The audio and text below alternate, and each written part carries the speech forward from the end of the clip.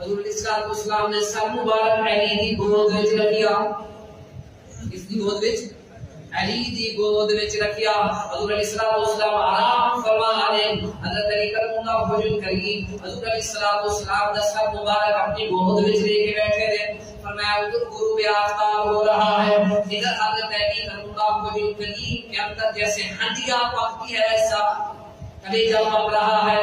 اگر جگہ کا پکارا مصطفیٰ میں کھڑا جائے گا, اگر نماز کرتا ہوں تو حکم ربی قضا ہو جائے گا. فرمایا حضرت علی کرم اللہ وجہ کریم کے اندر ہنڈیا پک رہی ہے, امتحان ہو رہا ہے.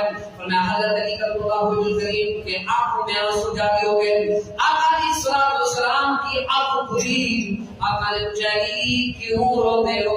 یا رسول اللہ صلی اللہ علیہ وسلم نماز قضا ہو گئی, نماز قضا ہو گئی.